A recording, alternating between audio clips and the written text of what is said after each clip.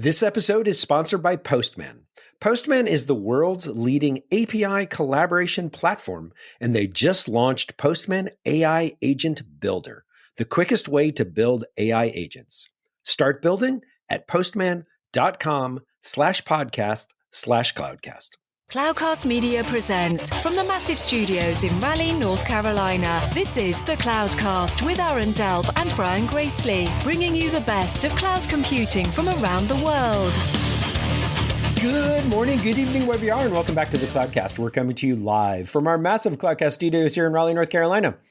It is Aaron this week, and I have not one, but two great guests. And actually, two folks in the industry we've been meaning to talk to for a while. It actually, I think scheduling this podcast actually became a running joke between the three of us. But we finally got schedules to align and everything, going in the direction we needed it to. But we're going to be talking, it's a bit of a grab bag today, almost like a little bit of like AI impacts in the industry. And so for that, we've got Jon Duren, AI Data and Solutions at WWT, or Worldwide Technology if you're not familiar with WWT, and Druce MacFarlane, Product Strategy at Infoblox. Gentlemen, how are you doing? I'm doing great. Yeah. Why don't you give each other a quick introduction? Druce, why don't you go first, please? Okay, so this is Jon Duren over there. No. That's right. So my name's Druce MacFarlane. I've been working for Infoblox for about 5 or 6 years, and I'm in the strategy organization.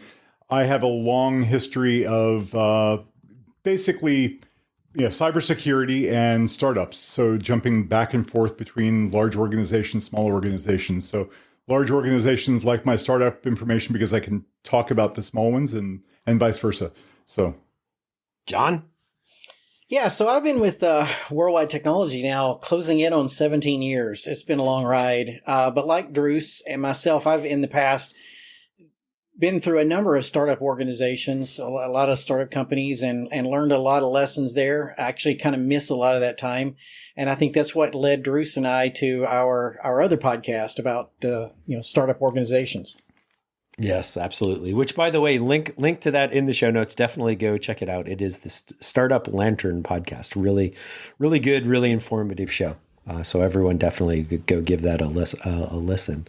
So what I wanted to do was kind of just jump in to a little bit of AI impacts across organizations, right? Like I want to talk about security a little bit, talk about startups a little bit, not AI startups, but actually how AI is impacting startups. And then, Jon, this is probably a recreation of a couple of our dinner conversations, with the day jobs at times of like, well, what's going on with AI and enterprises and even small and medium customers as well. So we're going to kind of dig in there. So Druce, let me ask you this, like, AI has kind of thrown the world of cybersecurity a big curveball, I feel like, right? And so what are you seeing? What's the impact on it? And what kind of typical conversations do you get involved in?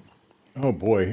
So first of all, if anybody has gone to a cybersecurity trade show anytime in the last year, every single company sort of lists, their commitment to AI as being their unique differentiator. And the reality is, everybody's struggling to figure out exactly what the best way of using AI is. And when you start trying to use a technology before you actually have a use case, you're kind of doing the cart before the horse. The problem is the threat actors out there have no question about how they're using it. They're using it to great effect. The entire, especially when you think about what people are traditionally thinking about these days, which is ChatGPT and the large language models. These things are tailor-made for trying to figure out how to create campaigns that will enable people to actually engage and click on things that they weren't supposed to. So, to a great extent, the entire cybersecurity organization, the entire community, is kind of playing a little bit catch-up, which it usually always does with the threat actors. The threat actors usually are pretty crystal clear about what they're trying to do. And we're trying to figure out how to block the stuff that they're coming up with.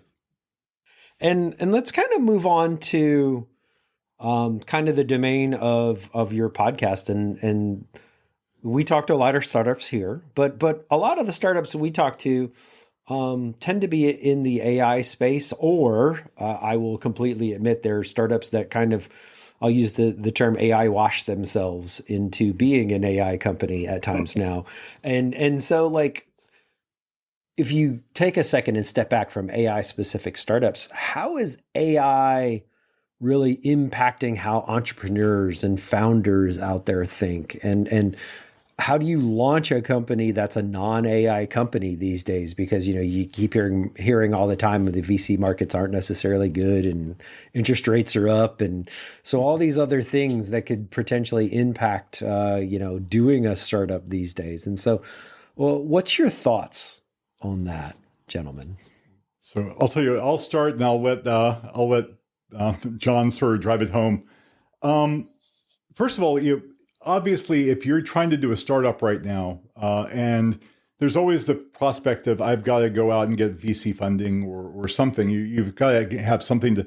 And if you have the word AI somewhere in your title, or at least the description of what it is that you do, you'll get a callback where you might not get any interest if you're not doing that. So there's that. And I'm sure that there's a degree of that where people are just kind of throwing AI into the mix just so that they can get some level of attention. Now, having said that, I don't want to downplay that too much, because honestly, if you've got a startup right now and you're not thinking about exactly how to bake in, the fundamental tenets, the capabilities of AI right now, you are definitely going to be left behind. I mean, and your company may not necessarily have to be an AI company, but you have to be using AI. You've got to be using AI, in the development chain. You've got to be using it in the supply chain. You've got to be using it it leverages everybody's capabilities. And that's one of the biggest problems that you end up seeing with a startup is how do you leverage the resources that you have so that you actually can go as long as you can without taking in money. The best way of being able to do that right now is with all the different tools that have suddenly flooded the market that help you be more effective. Yeah, I think from my perspective, I would extend that, just the tools, the availability of tools now that AI is making capabilities for entrepreneurs, startups. Some of the things we cover in our podcast are about how to use your money, when to float money, when to spend money. AI now makes so much capability available to that founder, to the entrepreneur, without having to hire in some cases. The ability, even something just as simple as, asking a chatbot to role play a venture capitalist against me and let me practice my pitch. Something that simple is extremely powerful when you're on limited funding, when you're trying to start a company. And AI tools probably are the great equalizer. They give every entrepreneur the ability to act like they already have a great amount of funding. And so Jon, I'll kind of add some personal experience to all of that too, because at the end of the day, this podcast has been a nice side hobby over the years that has grown. And while we haven't taken venture capital funding yet here at the Cloudcast, we certainly are like always considering, and especially when it comes to certainly like media kind of things, like there's always new tools and there's always something going on and there's always, advancements in the space. And here before too much longer, we're going to be, doing, it's almost like an annual or every couple of years kind of revamp of our tools and our tool chain. And it is super interesting to me, and talking to others in the podcasting community, how much AI has potentially impacted that and like saved like summarization or prepping for shows, or, we're not quite to agentic workflows where it's, publishing podcasts, but it's really interesting just in our little space, whether it's just a hobby or a business, how much it can impact things. Go ahead, Joe. I remember, and I'm dating myself with this reference, but I'm suspecting that the people at least I'm doing this podcast with, might actually remember this. Back in the earliest days of the internet, back when Bill Gates was still the CEO of Microsoft, and they had pretty much ignored the entire internet revolution up until a certain point. And then finally, Bill Gates decided to sit down and he installed Netscape on his PC and he explored the internet. And it was a transformative moment for him. and he broadcasts out to the entire company, I want everybody to tell me a business plan of how you are planning on using the internet in your particular product, and I want that within the next 2 or 3 days. And you're like, this is how transformative this is. And if there's an organization out there, even if it's not an AI organization, even if it's not a tech organization, if the CEO isn't basically sort of throwing things down, legal department, how are you planning on using it? QA, how are you?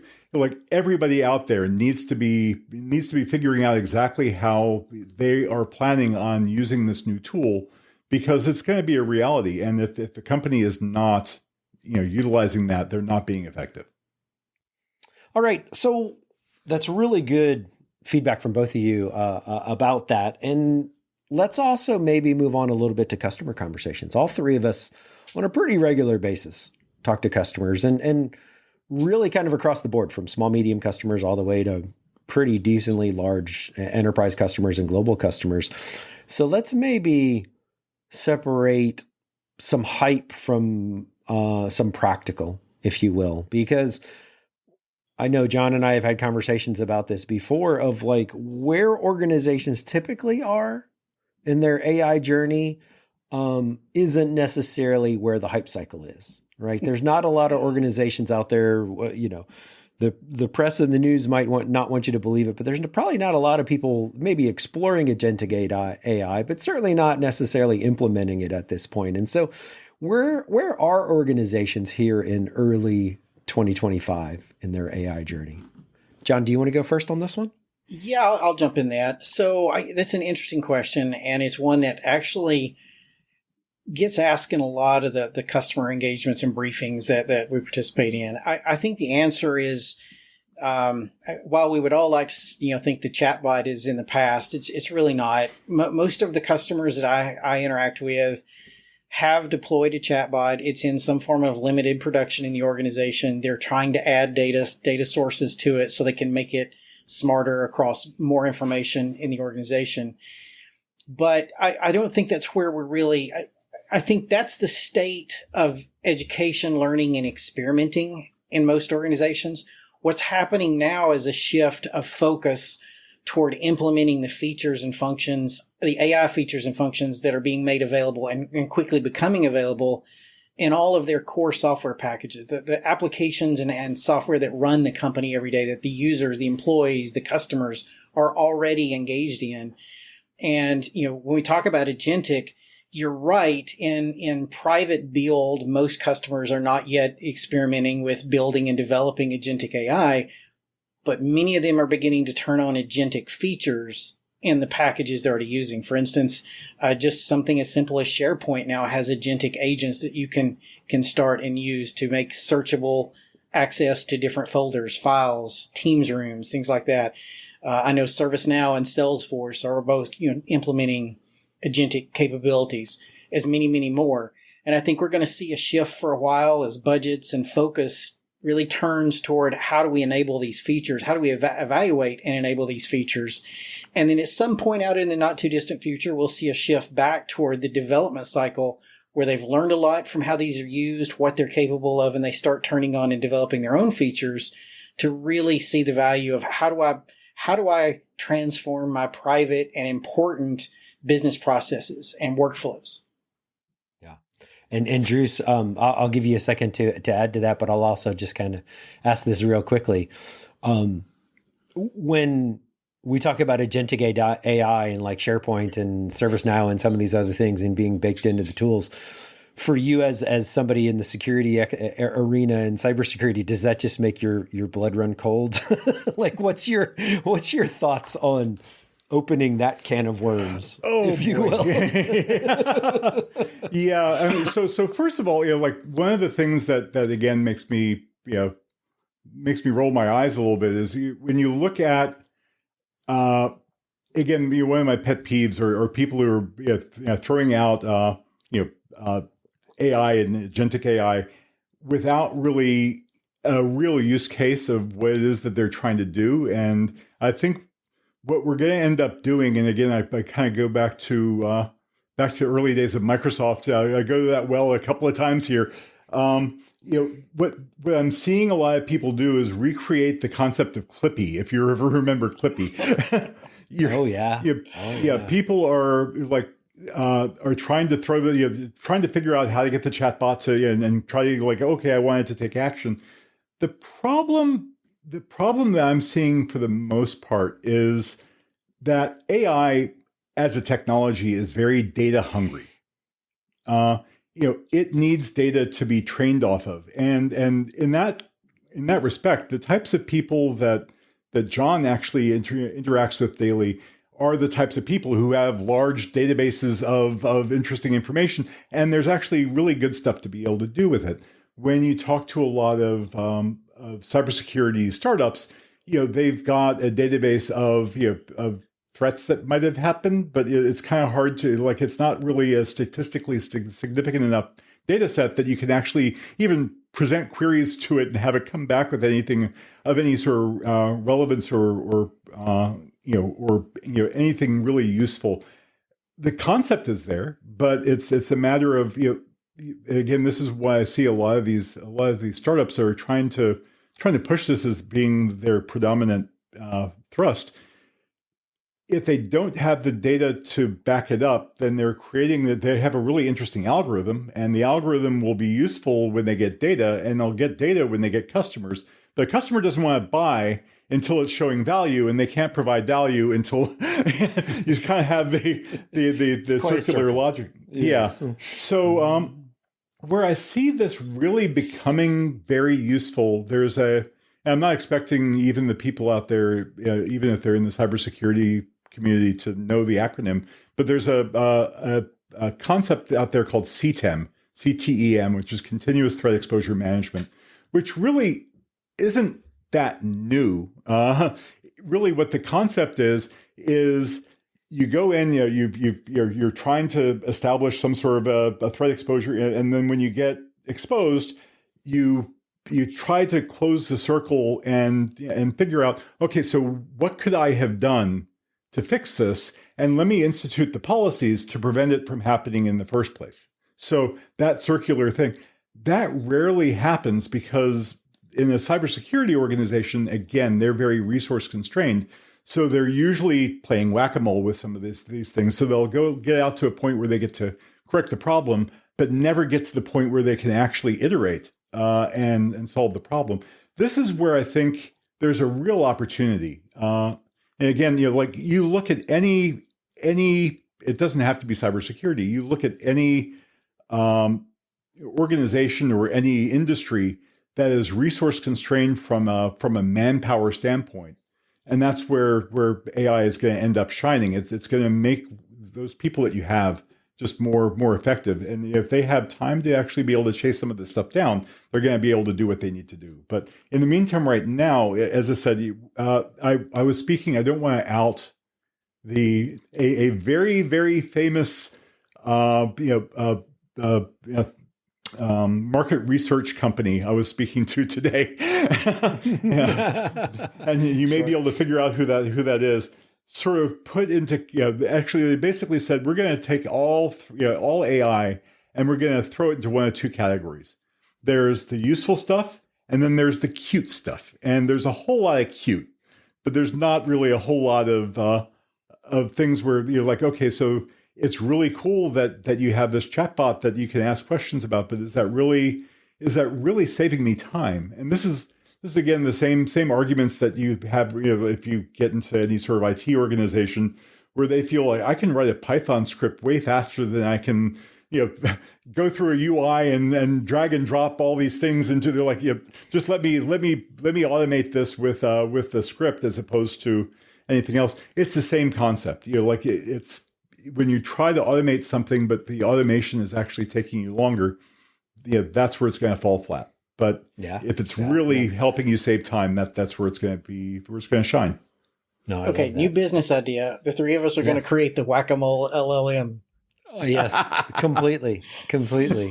They'll go with my AI-based Rolodex, right?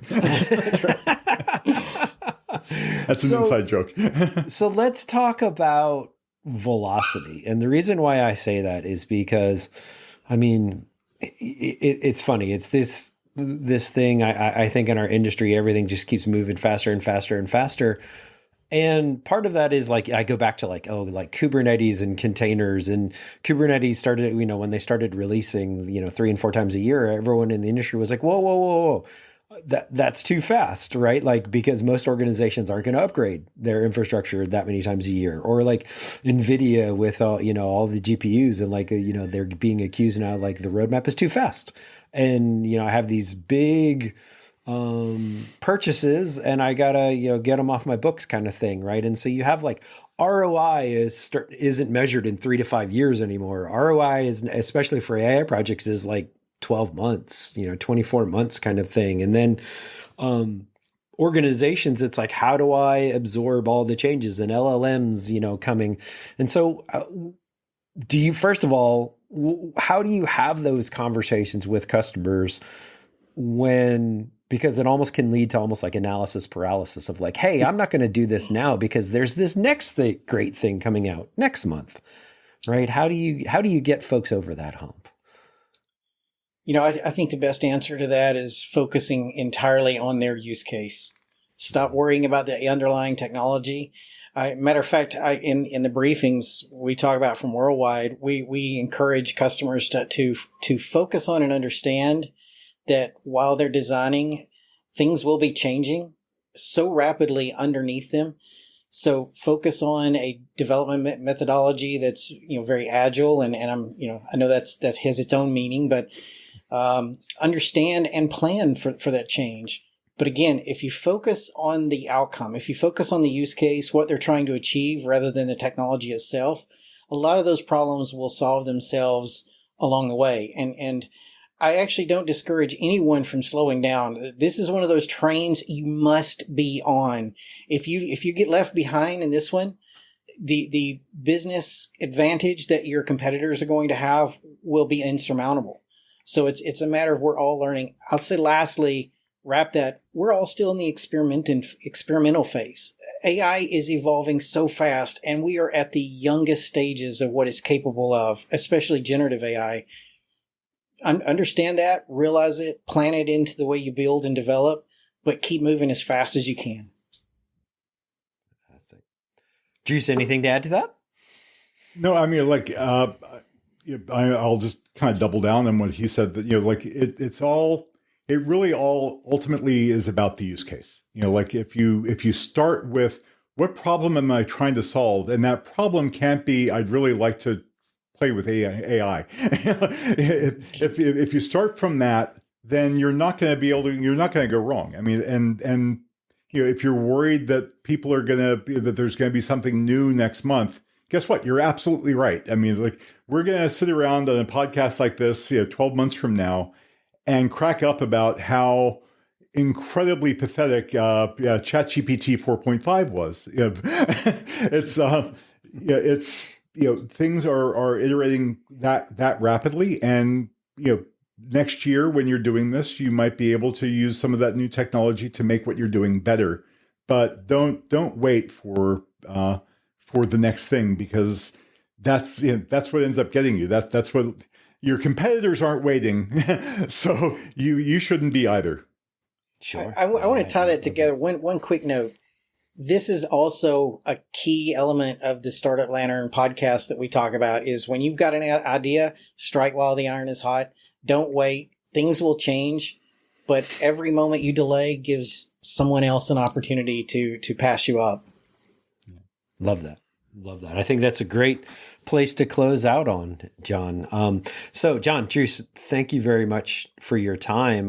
But before we part here, tell everyone, first of all, where can they find your podcast? But by the way, link is in the show notes.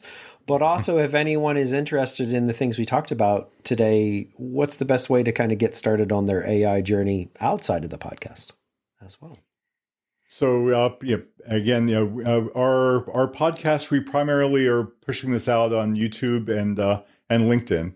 Link is in the description, and I will let Jon actually answer the question about how to get started. Well, if you're looking for AI help to get a company started, Druce and I are happy to have those conversations around Startup Lantern and the concepts there. If you're just looking for help to move an enterprise business along, Worldwide Technology can help. I mean, we've got capabilities, briefings to help everyone at any level or any maturity level across that AI journey, and would love to help. Yep, fantastic. Well, gentlemen, thank you both. That's the time we have for today. So everyone out there, I just wanted to say thank you very much for listening. And as always, if you have feedback, show@thecloudcast.net or wherever you get your podcast, if you could leave us a review as well. We are out of time for this week, but we certainly thank you for your time, and we look forward to hearing from everyone next week. Thank you for listening to The Cloudcast. Please visit thecloudcast.net to find more shows, show notes, videos, and everything social media.